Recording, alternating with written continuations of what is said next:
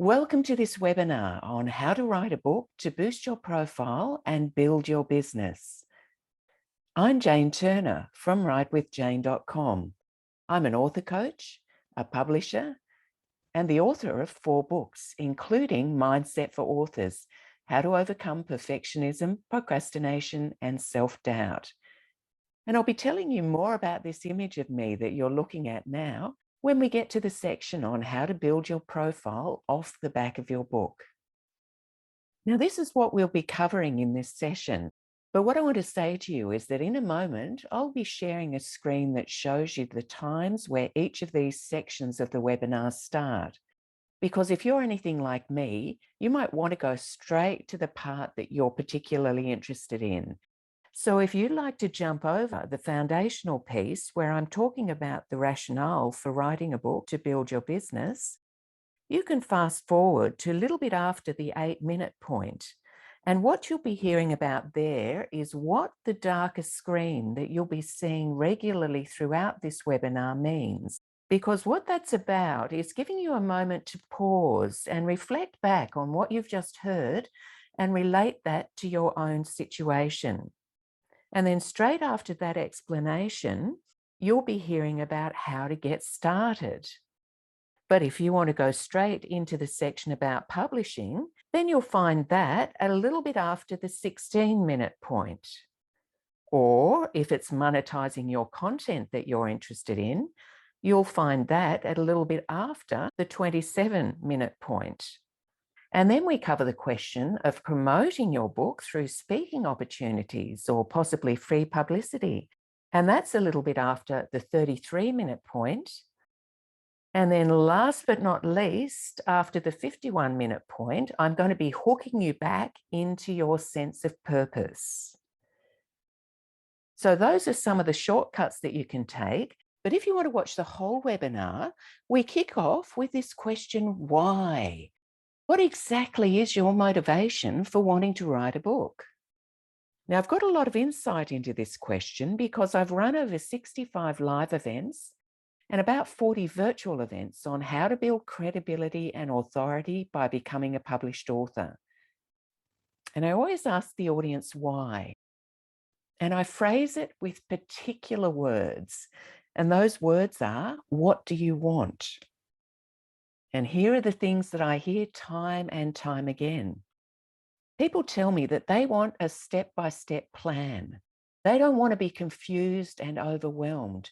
They want a degree of certainty about the fact that if they put the work in a strategic and organized way, then they'll have a bookshop-ready book in their hands within a reasonable time frame. And they want certainty and confidence. They want to know that their book is going to be one that they can be proud of and that it's going to achieve the goals that they've written it for. And people tell me that they want to increase their visibility and authority.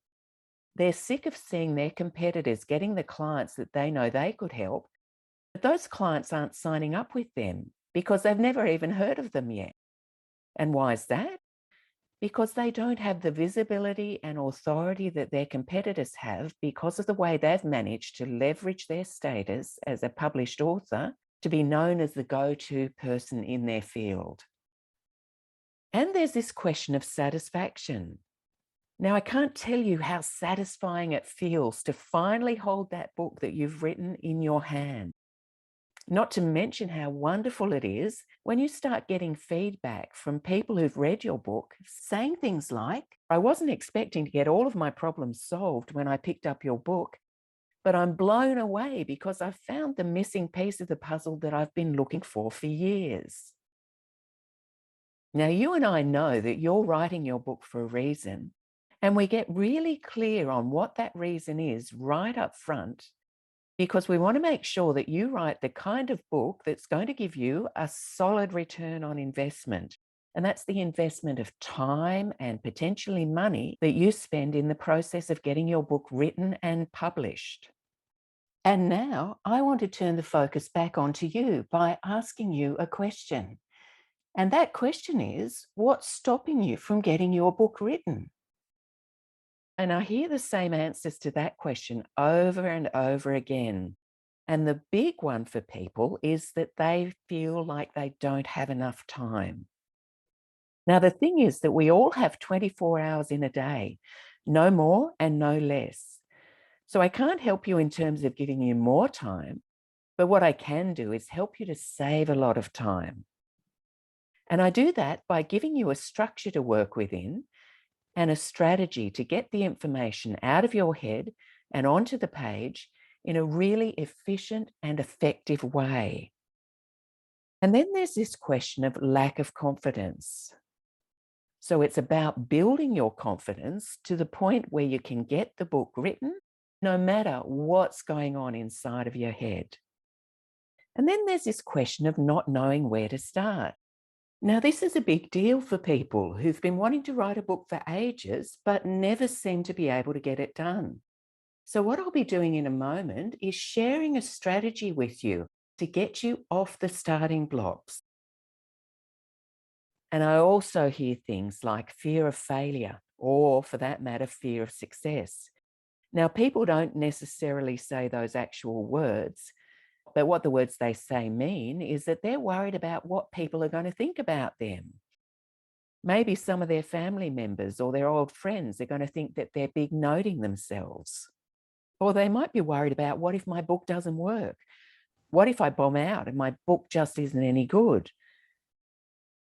Now, this kind of thing really resonates with me because these are the kinds of thoughts that cost me 5 years and over $30,000 in various writing programs and retreats and what have you, because I had a niggling doubt in the back of my head that was stopping me from getting my first book out into the market. And essentially, that's what got me into the business that I'm running now, which is all about helping first-time authors to get their books finished, because I don't want anyone else essentially chasing their tail because they think they're not good enough. And that leads into this tendency that we have about not wanting to reach out and get help. Now, looking back on my own 5-year journey, I just think, wow, what a waste of time. And why didn't I get the right kind of help earlier? And I want you to really think about this. Why would you choose to sit in a place of overwhelm and uncertainty when a phone call with someone like me could make all of the difference? So if you get nothing else out of listening to this webinar, but the link to the schedule that I'll be sharing with you later, and if you do nothing else but book yourself in for a complimentary strategy session with me, then you'll be streets ahead of the 99% of the people who say that they want to write a book, but never actually get it done. So what you're looking at now is the screen that you'll be seeing popping up from time to time during this webinar. And the point of this screen is to give you an opportunity to just pause and reflect on what you've just heard and relate it back to your own situation. So what we're going to do now is look at the question of how to get started. And what we do is we start with the end in mind. You want to get crystal clear about who you're writing this book for and what they need to hear from you so that they keep reading the book and don't just discard it after reading the introduction, and potentially sign up to be working with you at some stage. So what are they wanting to move away from? What do they want less of in their life? What problem is it that your book is going to be solving for them? And what are they moving toward? What do they want more of in their life? What solutions are you able to offer them within the pages of your book? Getting clear about these things is the key to writing a book that will resonate with your target audience and get the results that you've written it for. And once we're clear on that point, we look at the question of structure. And we do this by way of learning styles methodology. And what that is all about is the fact that all of us will have one way that we lean towards to make sense of the world and the information that we get on a day-to-day basis. And we're not going to go into a whole lot of depth about that here, except to say that some of us will be why learners. Some of us are what learners. Some are how learners. and some are what-if learners. So what does that mean, you might be thinking? Well, your why learners are about 35% of the population. These people love discussion. And if they pick up your book in a bookshop, they're going to be thinking, well, why should I care? How is this book going to help me? So for you to really connect with your why learners, a sentence that starts like this will be very powerful. I share this information with you because. And it could be something like, I share this with you because I don't want you going down the same raggedy road that I went down when I was writing my first book. So that's just a snapshot of the characteristics of your why learners. And now we're going to take a look at the what learners. These guys are 22% of the population. They love information. They thrive on data and facts. In fact, they love what you're looking at now, dot points. And they really get a lot out of things like graphs and case studies. And they'll immediately connect with a sentence that starts like this. What I cover in this book is, or what you'll be learning about in this chapter is.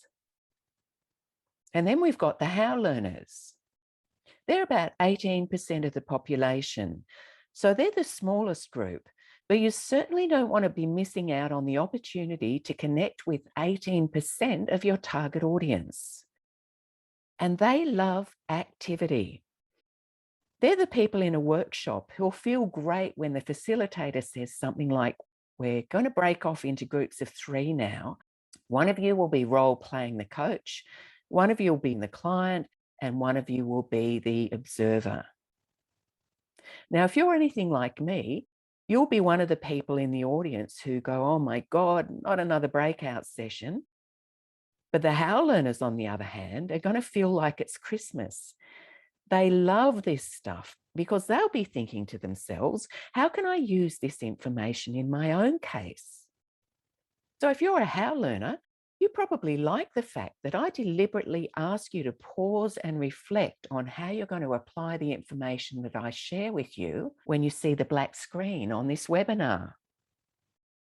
And your how learners really connect with a sentence that starts like this. You'll get the most out of reading this book if you ...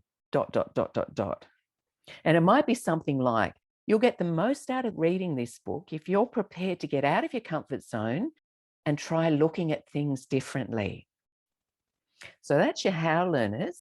And now we're going to look at the what if learners. These people are 25% of the population, and they love questions. And if you're giving what if learners some information about, for example, how to get out of a negative mindset, they might be thinking, well, okay, that's pretty interesting, but what if I do it this way and not the way that you just told me?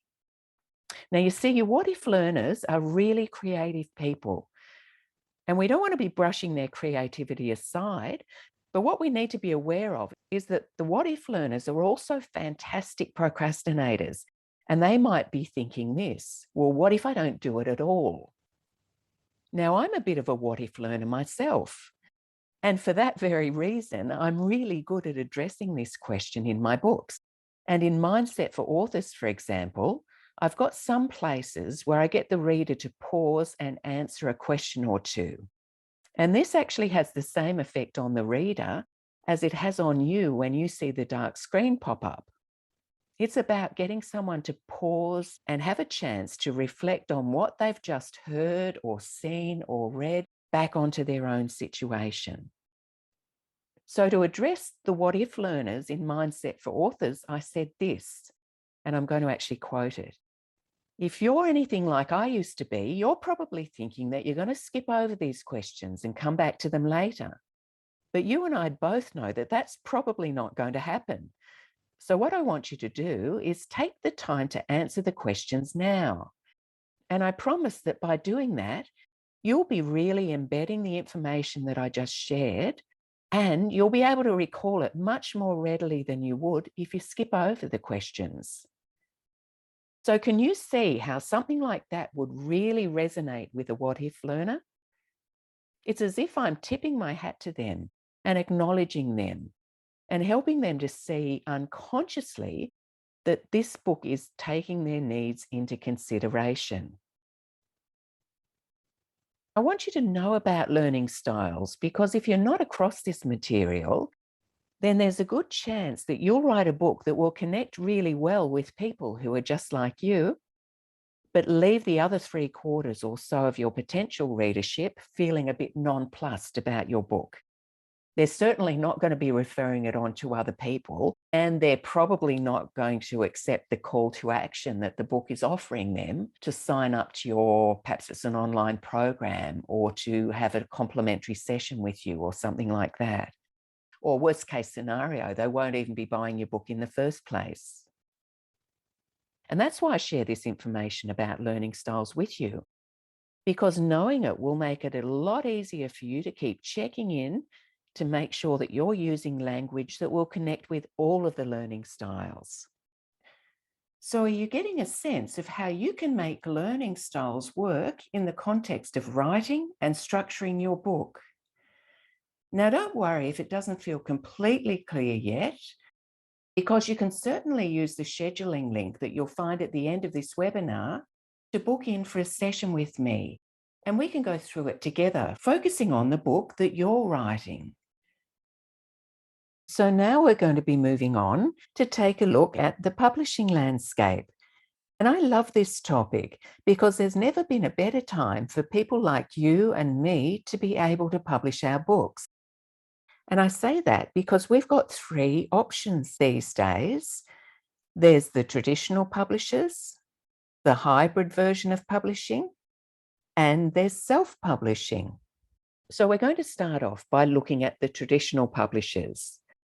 And the first thing I need to fill you in on is the fact that these publishers can be notoriously difficult to get a foot in the door with.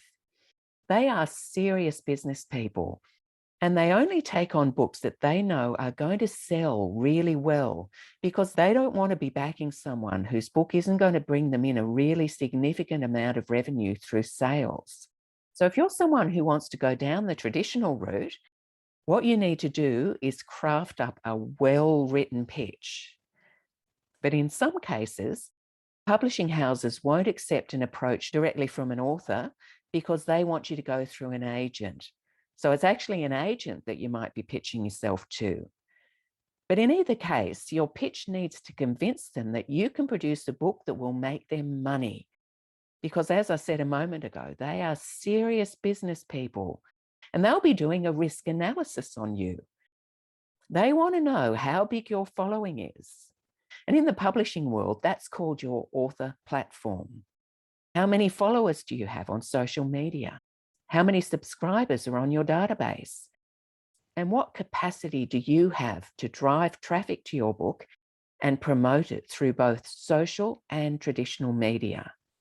So it's a pretty high bar they set, but if you feel like you can jump it, then the first thing you should do is have a look at their website, because they'll either tell you that they're not accepting submissions at the moment, or if they are, they'll tell you what you need to submit and what format you need to submit it in.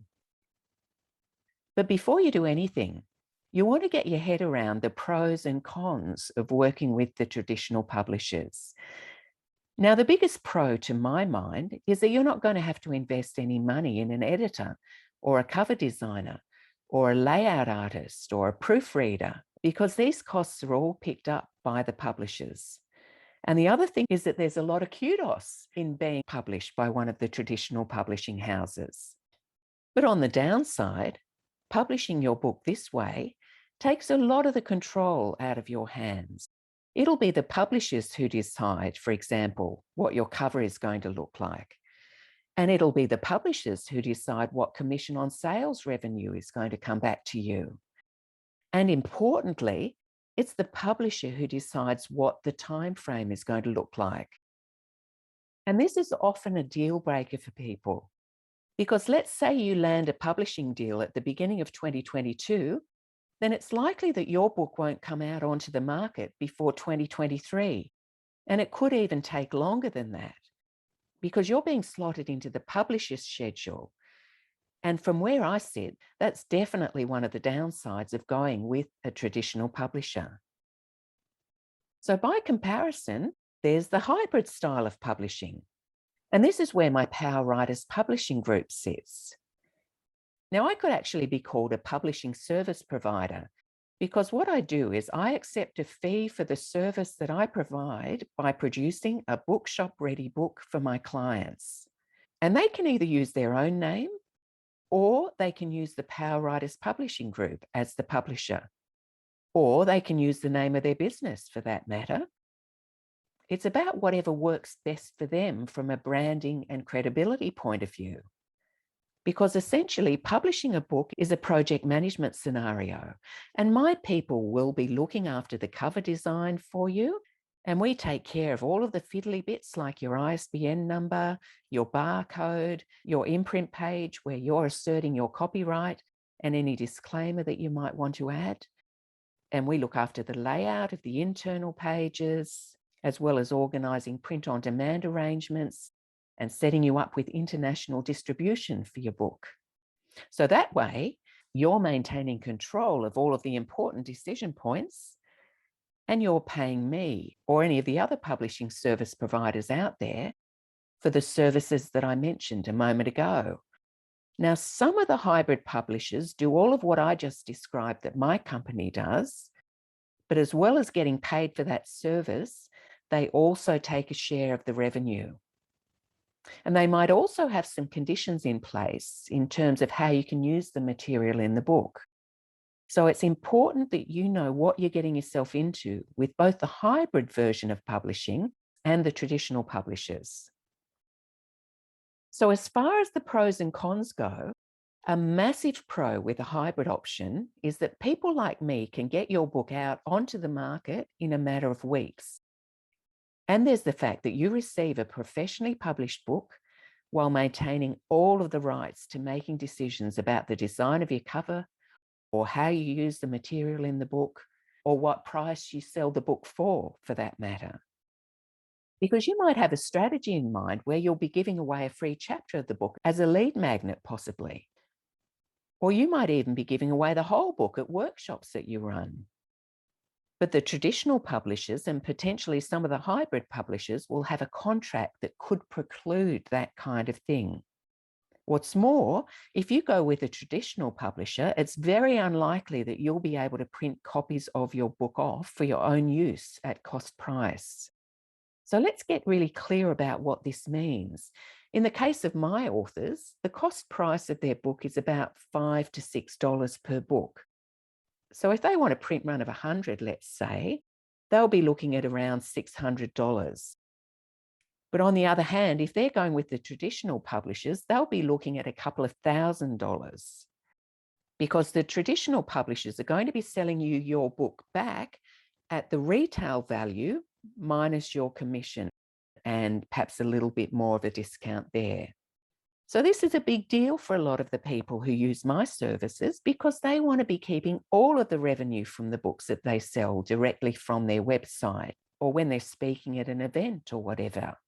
Meanwhile, the downside with the hybrid style of publishing is that you're going to need to come up with the funds to cover the costs that the traditional publishers will be covering for you by way of use of their in-house cover designers and layout artists and whatever. So that's definitely something to be thinking about. But moving right along, now we're going to take a look at the question of how you can do it yourself. And this DIY version is called self-publishing. This is where perhaps you haven't got the money to pay someone like me to do all of the project management for you, and you don't want to be bothered trying to go down the traditional route. Well, this is exactly where self-publishing comes into its own, because you can do all of the processes involved in publishing your book yourself. And this suits a lot of people because you get to maintain control of everything, including the time frame. And you're retaining all of the revenue from book sales. And you're making all of the decisions on things like what to have on the front cover. Because, for example, on the front cover of my books, I have my web address listed under my name.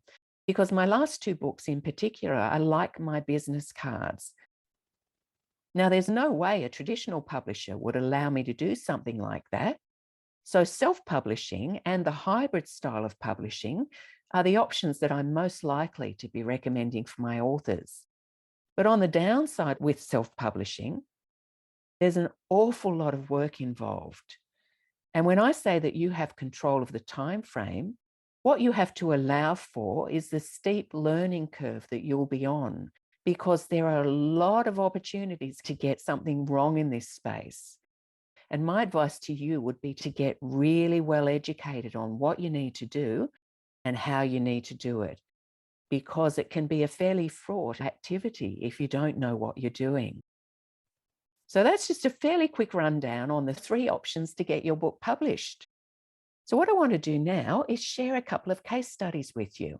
And this is one of my clients, Tracy Tully, who you see on the left-hand side of the screen. And I'm really proud that Tracy's contracted me to publish her co-authored books for her. And what you see on the right-hand side of the screen is the cover of one of those, which is called Queens in Sandcastles. Now, Tracy's opted to publish this book under her brand name, which is MRW Publishing. Now, this is another one of my clients, Rebecca Mowbray. Rebecca came to me when she'd finished writing her book, and she was wanting to tap into my editing and publishing services. And here we are. This is a screenshot of Rebecca's website, where she's proudly letting her community know that they can get her book from Amazon in Australia, as well as in the US, and through Booktopia, Angus and Robertson, Book Depository, and Barnes & Noble. Now, those are the bigger distribution outlets that Rebecca's book is available through, but it's also available through hundreds of the smaller distribution outlets.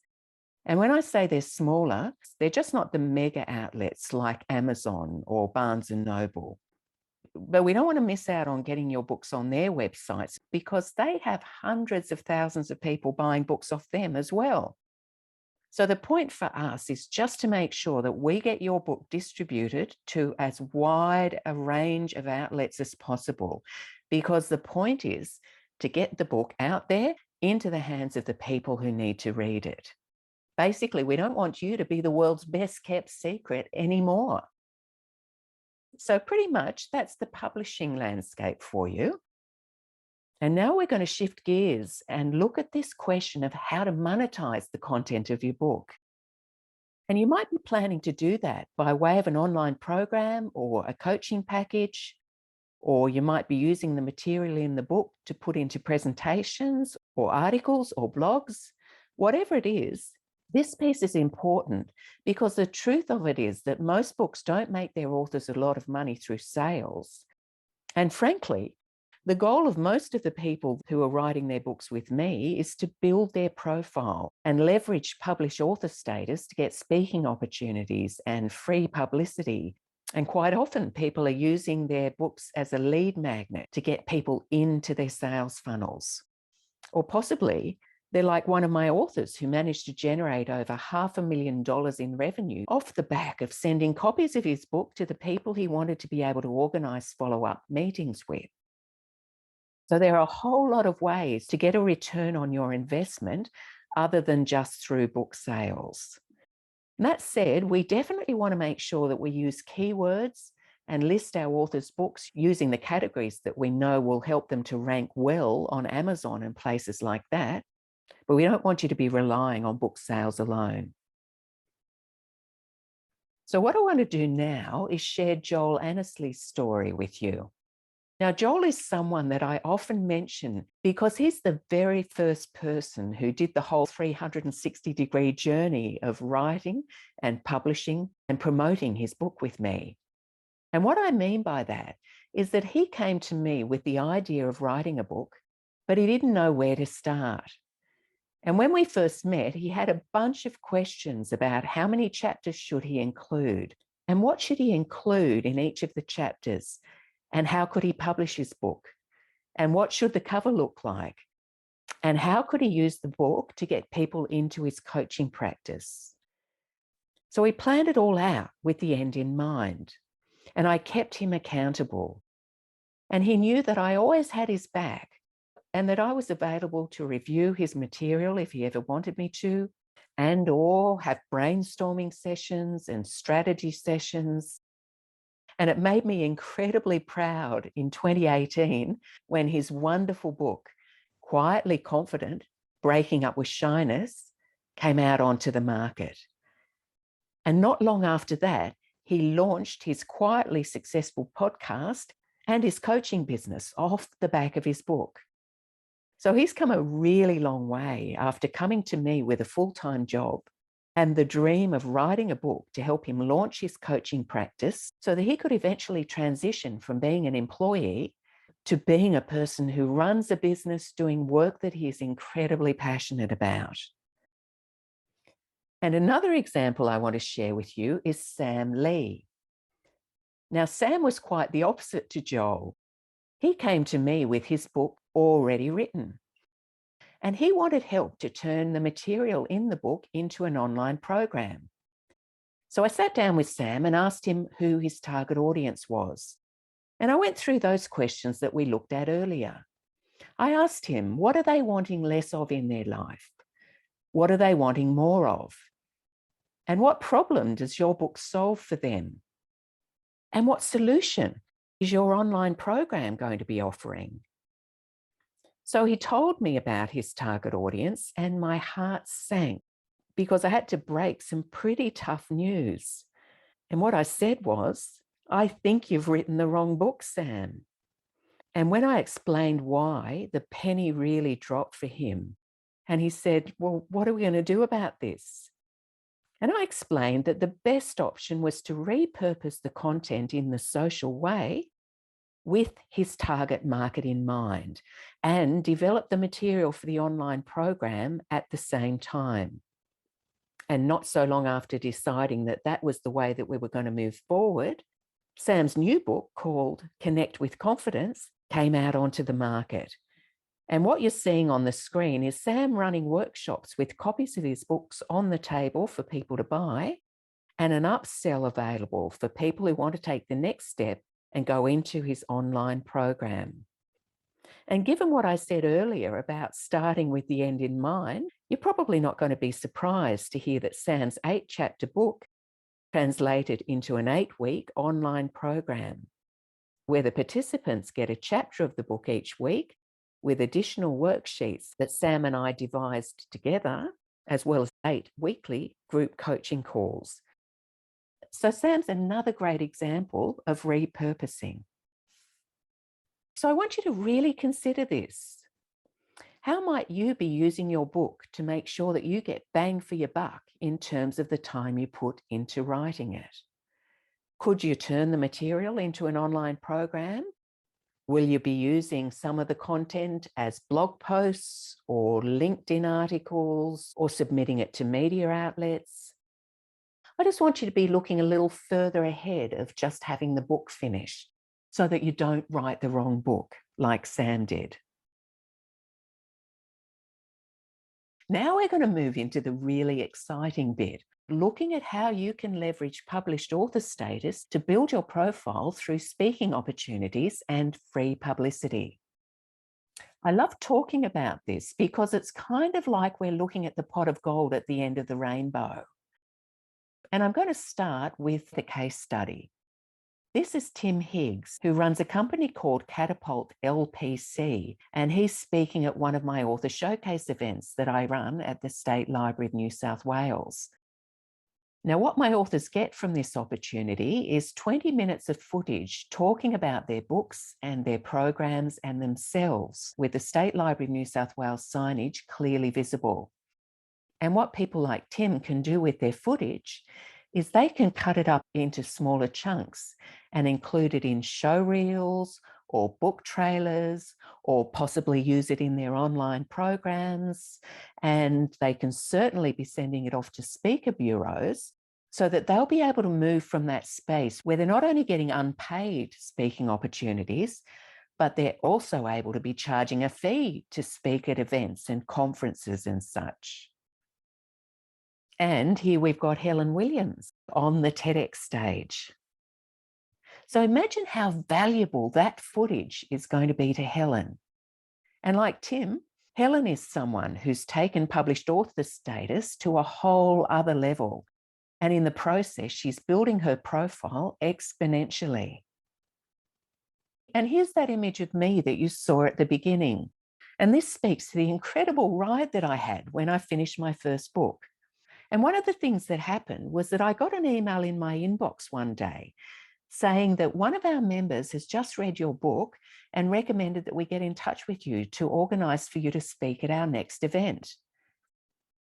And if you'd have told me that one day I'd be standing on a stage in India speaking at an event that over 2,000 women were attending, I'd have told you that you were crazy. But that's exactly what happened. And what I love most about this is that I'm now able to facilitate this for all of my female authors. So imagine what it must be like to be 1 minute struggling to even get your book written, and then a little while later, becoming an international speaker as well. So what I want to say to you is that these kind of opportunities are real, and I can help you to access them because I did the hard yards myself. And I love seeing my clients get these results without having to put in the kind of work that I had to do to get to where I am now. And another thing that I do, in addition to helping people write, publish, and promote their books through speaking opportunities, is that I help them get free publicity. And what you're seeing on the screen now is one of my clients. Her name is Alana May Mitchell. So Alana is another person who came to me with her book already written. And she said to me, Jane, I've downloaded my story here and I need someone to edit it for me. She said, I've got big plans, but I don't have the time or the energy to put into making this readable and marketable. Those were actually my words, to be honest. But Alana said a lot of other words that made it clear to me that she wanted her book to open up some big doors for her. And boy, has it opened up some big doors. And here she is on one of the morning shows here in Australia where we're both based. And this one's called Studio 10. Now, I really enjoy it when someone like Alana comes along because I love to get my teeth into the raw material that people like her bring to me. And I love to pull it into the kind of shape that a producer on a show like Studio 10, for example, is going to glance at and say, yes, this woman has an incredible story to share. And in a moment, I'm going to tell you exactly what I told Alana to do so that you can do it as well. But what I want to say before I do that is that having all the information in the world isn't going to help you if you don't take action. And one of the things I'm really proud of Alana for is the fact that she followed the steps that I provided her with and she took action. And she's actually had exposure on a number of high-profile media outlets, including radio programs, and she's been on the Mamma Mia and Adriana Huffington's Thrive Global platforms as well. So that's Alana May Mitchell, who I'm really proud of. And this is Olivia Ong, who I'm incredibly proud of as well. Now, Olivia was like Joel, and like most of my clients actually. She came to me with the idea to write a book about how self-compassion had helped her to overcome the trauma involved in a car accident that left her unable to use her legs. And like I did with Joel, Olivia and I worked together right from the beginning, all the way through writing the book, publishing the book, and promoting the book. And Olivia's new coaching practice has now been launched off the back of her book, which is called The Heart-Centeredness of Medicine. And here she is speaking on the Sky News Weekend Live edition. And like Alana, she's actually snagged way too many bits of free publicity for me to list out to you now, because what I want to do is actually turn the focus back on you. I want you to literally press the pause button and sign up to these two websites, sourcebottle.com and helpareporter.com. These are two free sites that you can sign up to What you'll get in your inbox every day are call-outs from media outlets, because the fact of the matter is that the editors of magazines and newspapers and the producers of TV and radio shows have a black hole to fill, and they need great content to fill it with. So if you have stories that can help them in that way, then some incredible things might happen. And to prove that to you, I'm going to share what happened to me off the back of my first book, which was called Thrive in Midlife.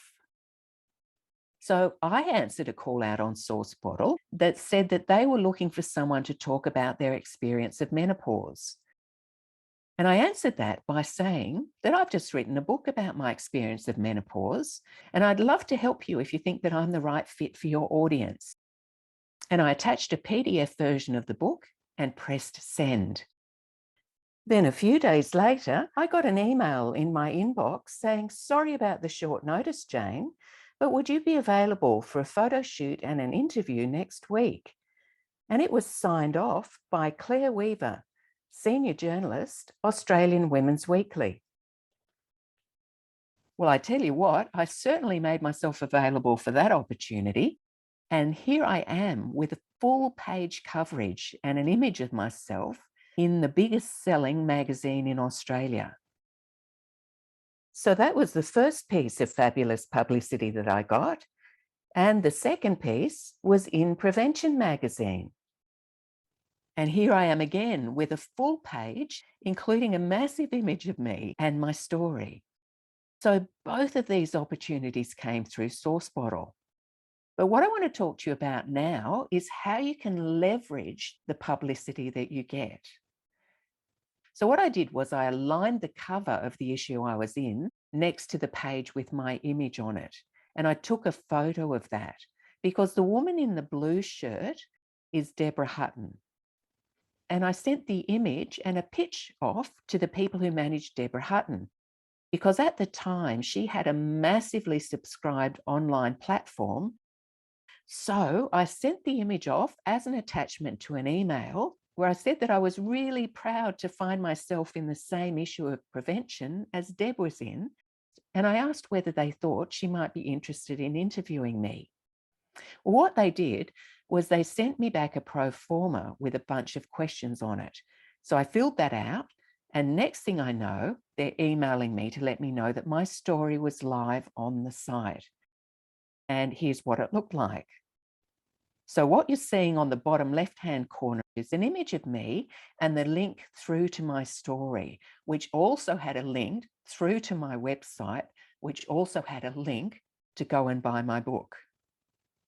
And the person that you see in the other three boxes on this image is someone called Lisa Wilkinson. Now, at the time, Lisa Wilkinson was one of the anchors on the Today Show. So guess what I did? I took a screenshot of the image that you're looking at now, and I sent it off to the producer of the Today Show. Now, people often ask me, how did I know where to send this to? And I say, well, what I did is that I Googled Channel 9 and got their phone number. So I picked up the phone and rang the switchboard and asked the switchboard operator if they could tell me who the producer of the Today Show is and whether they could give me the contact details. And they could not have been more helpful. They said, Tom Nichols is the person you want. Here's his email address. Here's his landline. And here's his mobile. You're probably best to try the mobile because he's not at his desk very often. Now, I mean, seriously, could that have been any easier? Now, you might be thinking that I'm explaining things in a lot of detail to you here. Well, I am, frankly, because these opportunities are real. And I want you to leave this webinar knowing exactly how you can approach media outlets yourself. So I'm going to hone in even more on the strategy that I use and let you know that I always put an attachment to the email I send through. And why I do this is because these guys get hundreds of emails a day. And what I know as a person who gets a lot of emails myself is that the ones that are easiest to find when you have to trawl through your inbox are the ones with attachments on them. So I sent an email off to Tom, and it was a bit like the one I sent to Deborah Hutton's people, saying that I was proud to find myself being covered in Balance by Deborah Hutton at the same time as Lisa Wilkinson was, and I wondered if Lisa might like to interview me about my new book. So I wasn't really expecting to get a reply to that email, and the strategy I've devised doesn't rely on getting a response back from the first email, because what it relies on is making a phone call. So 3 days after I sent the email, I made the call and I went through to Tom's voicemail. Now, I didn't bother to leave a voicemail message because it's a lot better if we can get straight through to the person we want to connect with. So I rang again in the afternoon and I got through. And I said, "Hi, Tom, it's Jane Turner here.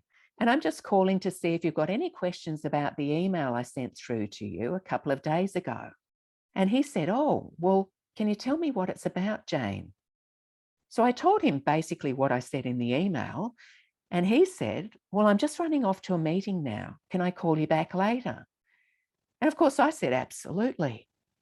But to be honest with you, there was a moment there where I thought I was getting the royal brush off. But you know what? I wasn't. He called me back and he said, "Look, this looks really interesting. Can you send me a copy of the book?" Which I did. And then I heard nothing.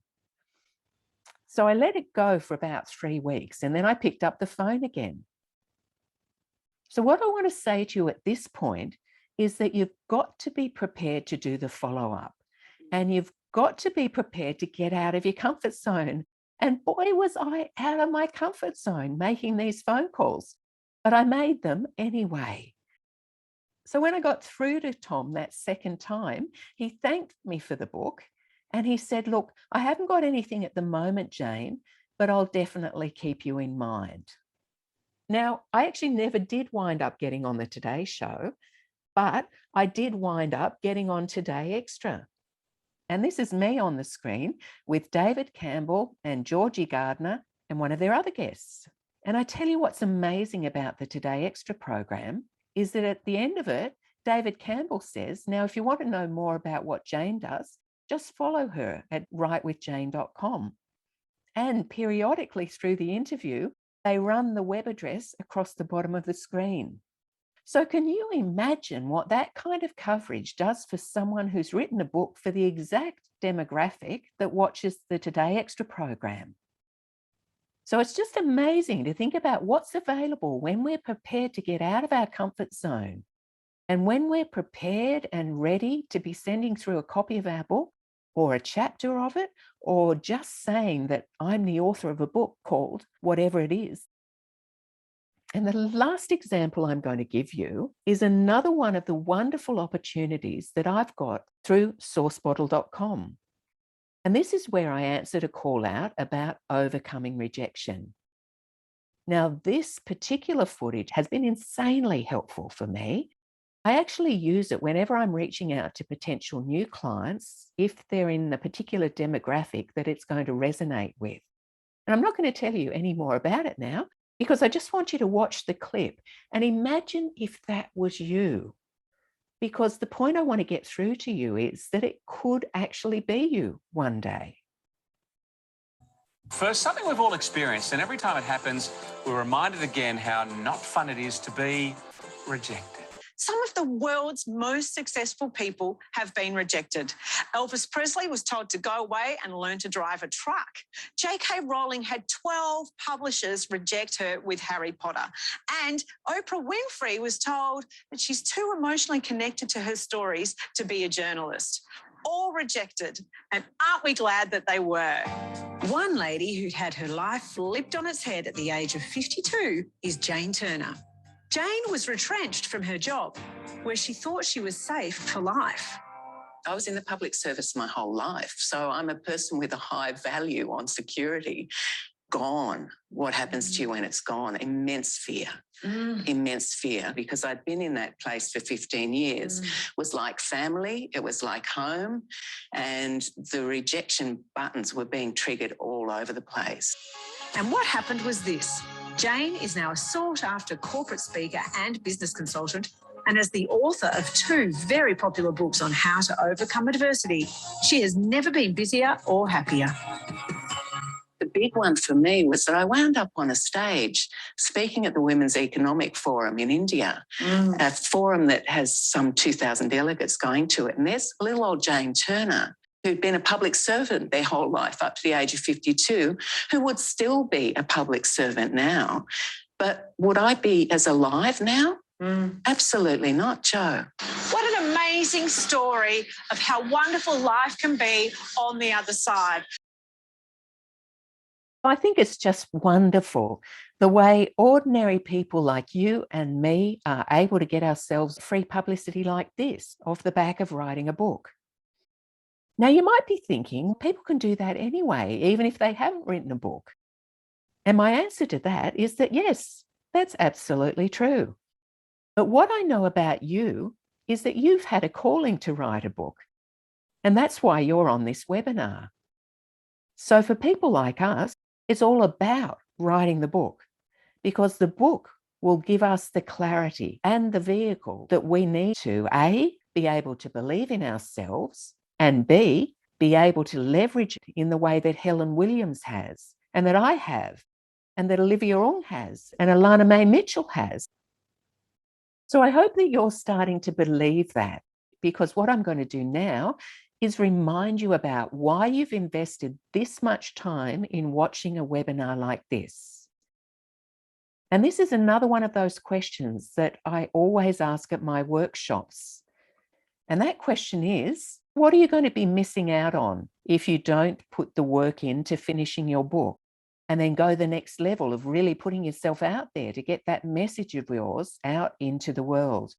And I always hear things like this. It's about being able to make a difference, because we know that we've been put on this planet for a reason. And it's that dent in the universe that on some level, we know we've been given the gift of life to make. And it's about being able to charge what we're worth. And I see way too many people in the coaching industry in particular, not charging anywhere near what they're worth or what their competitors are charging. So once you have the book and the credibility that comes with it, I feel pretty safe in saying that in most cases, you're going to be able to increase your charges. And I know that from firsthand experience and the experience of most of the people that I work with. And this blends into this third point about being seen as the expert in your field. And as we just looked at, there's the question of getting free publicity and speaking opportunities, and being taken seriously, and being able to stop working so hard for so little, and being known as the go-to person in your field, and this question of legacy. Now, it may not necessarily resonate with you now, but I bet when you're holding that book of yours in your hand, you'll get it. You'll be having that feeling of, oh my God, I've done this. And it's that sense of purpose and satisfaction. And sadly, for some people, it actually comes down to this third point, this question of being able to sustain your business and even being able to take holidays. So what I want to do now is tell you more about how I might be able to help you. So here's what I do. As you heard earlier, I run the Power Writing Program. That's where someone comes to me who's got the idea of writing a book, and I take them right from the beginning of teasing their ideas out and putting them into a structure, all the way through to having a marketable and readable manuscript ready to go into the publishing process. And my clients might come to me somewhere along the line. Maybe they only need editing, or increasingly these days, I'm getting people coming to me for what I call my 3 R's. Now that's rewording, rewriting, and rearranging the material that my clients bring to me to polish up. So it's not a one-size-fits-all approach that we take here. It's a whatever's going to work for you approach that we take. So it's best that we hook up for a conversation and we work out exactly what's going to work to get that book of yours finished. So parallel to the Power Writing Program is the Power Writers Publishing Group. And what my clients get there is a professionally published book with international distribution. And then we have the Power Publicity and Promotion Program. And I feel like I've already told you enough about what goes on there, so I won't go into any more detail here, because what I want to focus on is the Author Business Hub. This is my newest program that I launched at the beginning of 2022. And what this is about is that a lot of my authors might be working in a job, or they might be semi-retired, or possibly they've been recently retrenched or something like that. And they're wanting to write a book to launch a new business. So I set up the Author Business Hub to make sure that they don't come out the other end as a published author and go, now what? So essentially the Business Hub is about getting their business really humming along. And some people might opt in to stay for 6 months or 12 months, or others might just need 1 month just to get the fundamentals of their business sorted. The thing is that this is a membership site, so you can just opt in and opt out as often as you like. So I wanted to jump on before I sign off on this webinar so that you can see that I'm a real person. And I hope that I've helped you to get over some of the uncertainty that you might have felt about writing a book or publishing a book or promoting a book. And I hope that I've inspired you with some of the case studies that I've shared with you. And what I really hope is that you don't leave this webinar and do nothing. You've now invested an hour of your time, and I want you to keep that momentum going. What I'd love you to do is sign up at writewithjane.com. And what that will trigger is an email coming into your inbox with a scheduling link so that you can find a time for us to nut out together exactly what you need to do to get to where you want to be.